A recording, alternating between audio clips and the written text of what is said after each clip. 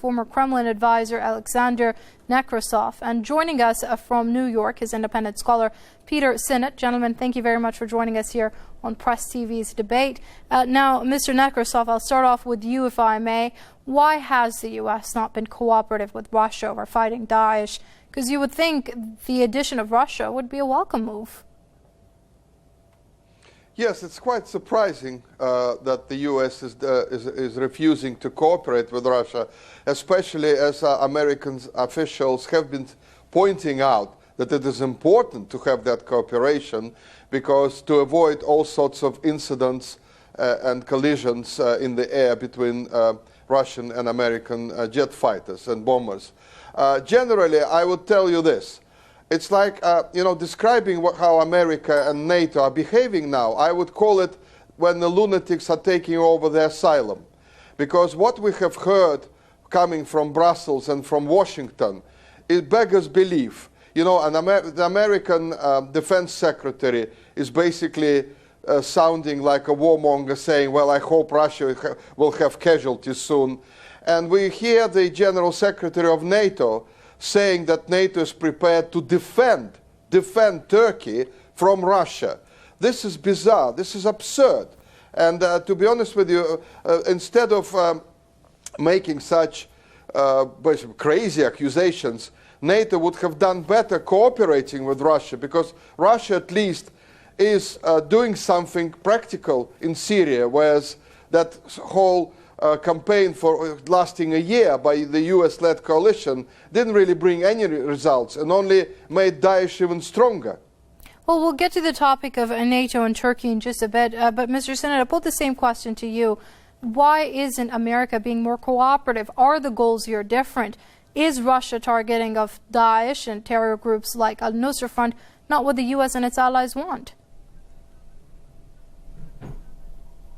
Well, the first question is, why is there a civil war in Syria? And the answer is because of President Assad, the Assad dynasty.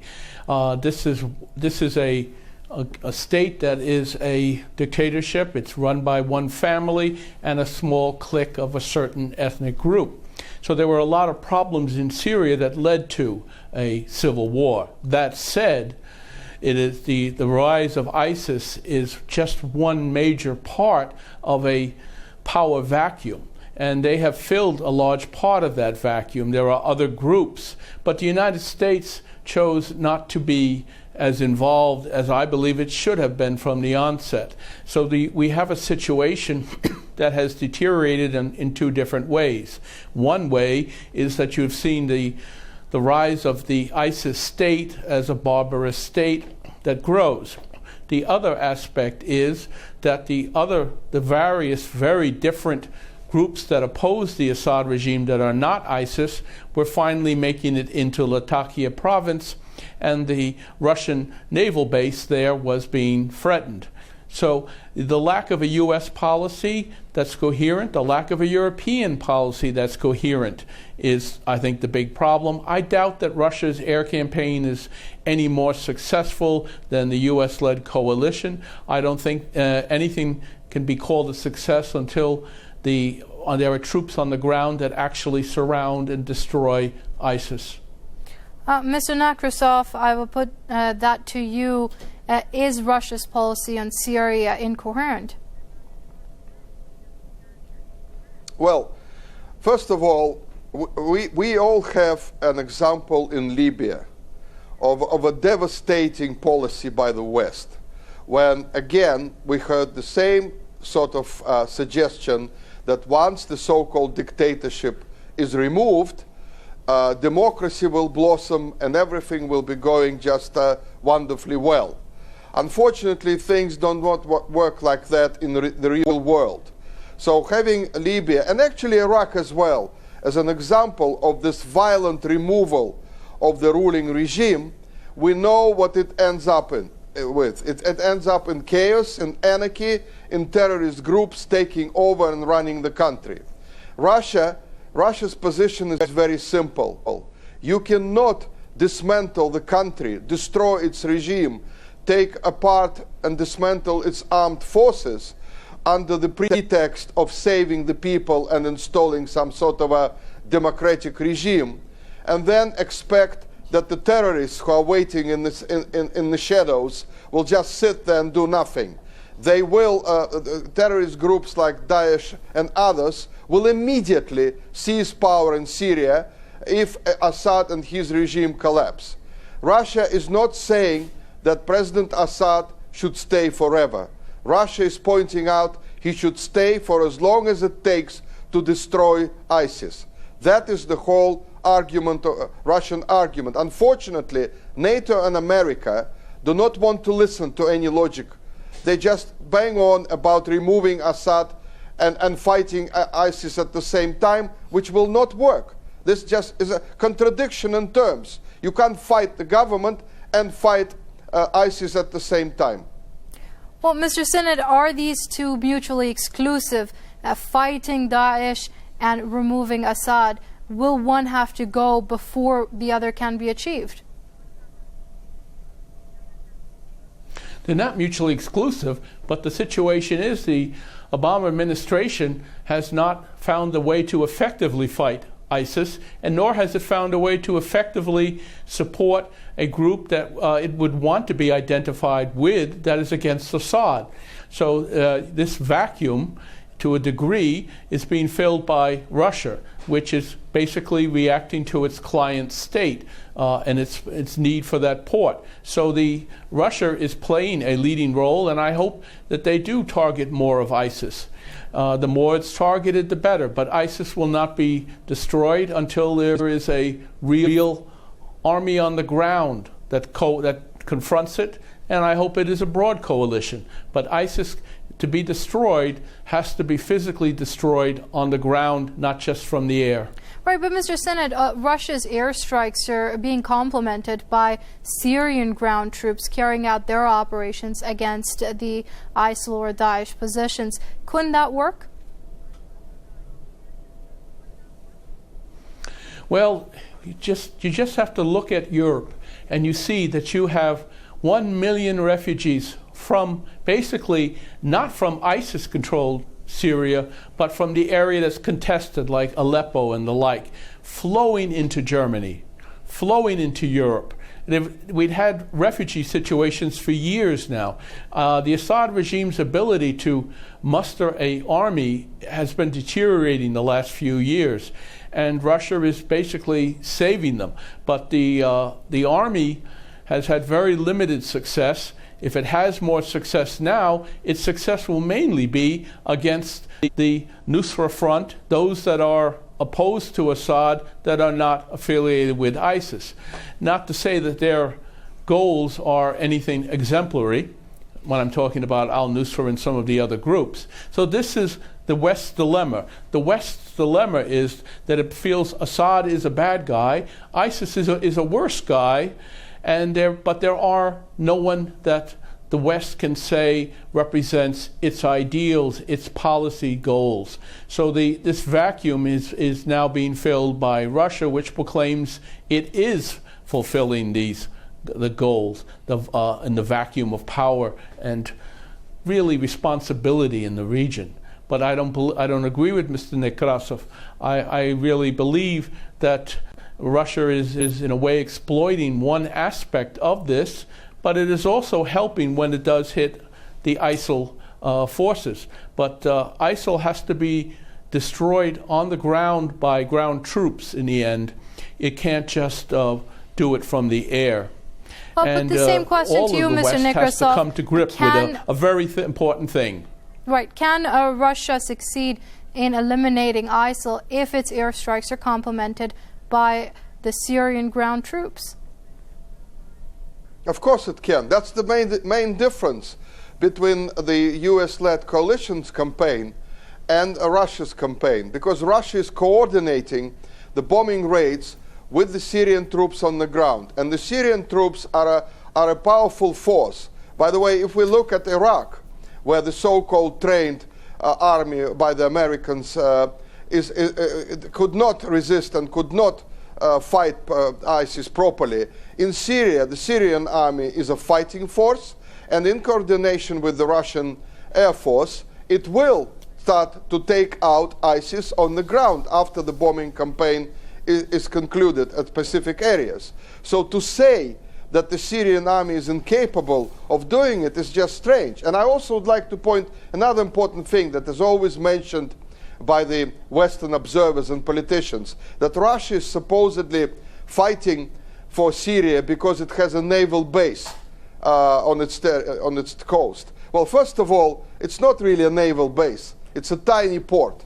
Secondly, Russia is a nuclear superpower. It doesn't need those bases because it can protect itself, because the main enemy, as we realize now, is America and NATO. So these bases mean absolutely nothing when you're a superpower, a nuclear superpower. So I think this talk about Russia trying to save its base in Syria, I think it's childish, it's petty. I think it's time for people, for politicians and military in the West to start thinking how we can destroy ISIS, not just in Syria, by the way, but in Iraq as well. And actually, I would like to remind my colleague from New York that the Iraqi Prime Minister has asked Russia to help fight ISIS in Iraq itself. Why? Because America, he said, does not give us proper support. So let's base our assumptions on these things, which are more important than talk about some client state or some base, naval base. All right, Mr. Senator, I saw you smiling a bit earlier. Go ahead.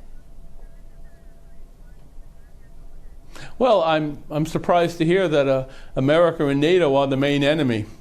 That's very sad.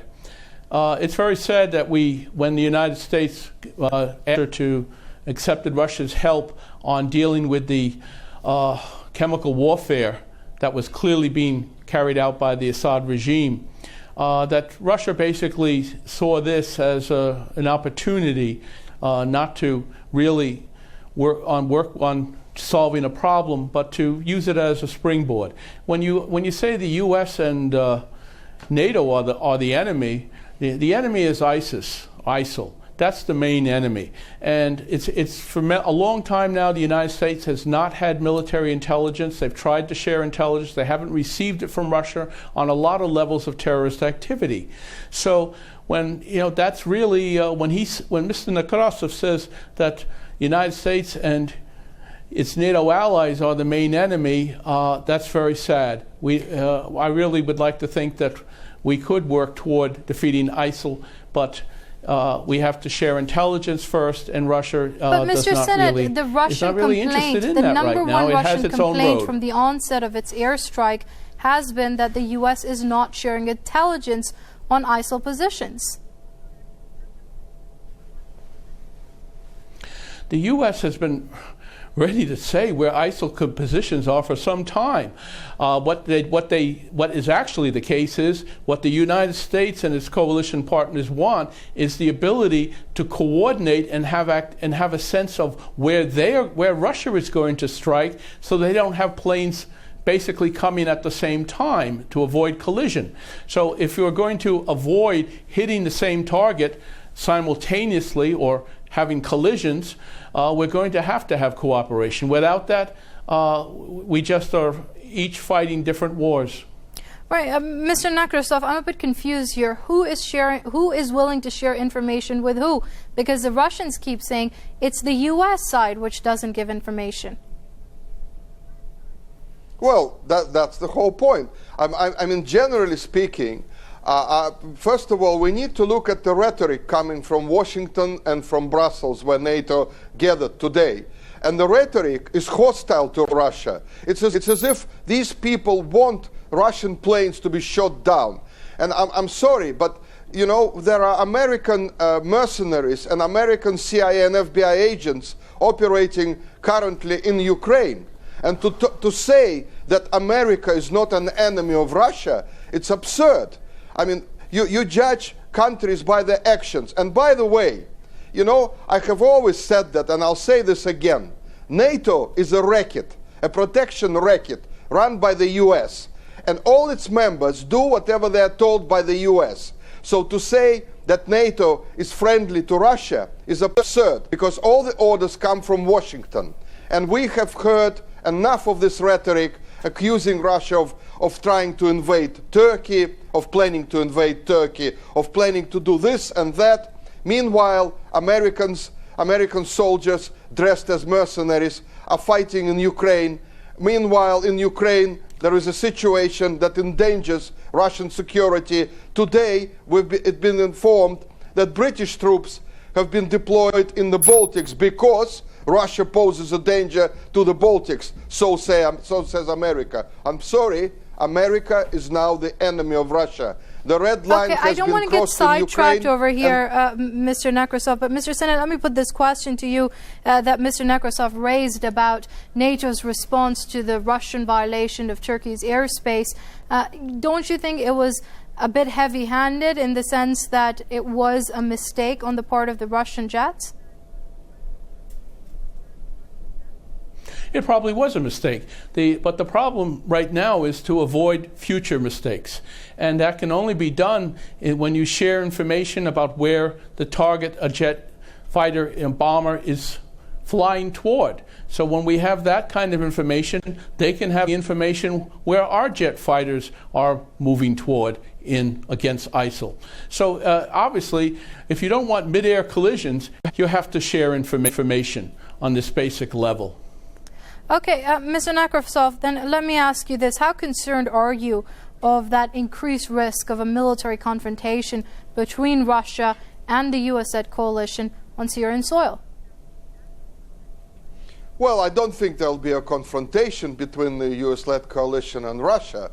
I think there will be misunderstandings simply because the Western coalition doesn't really want to cooperate properly.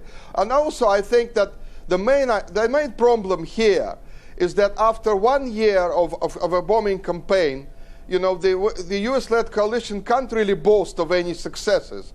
What's even more depressing is that during that 1 year of bombings, ISIS actually increased its influence in Syria and actually widened the territory it controlled. So now I think the main reason why there's so much hostility coming from Washington and from Brussels is because Russia is actually achieving results.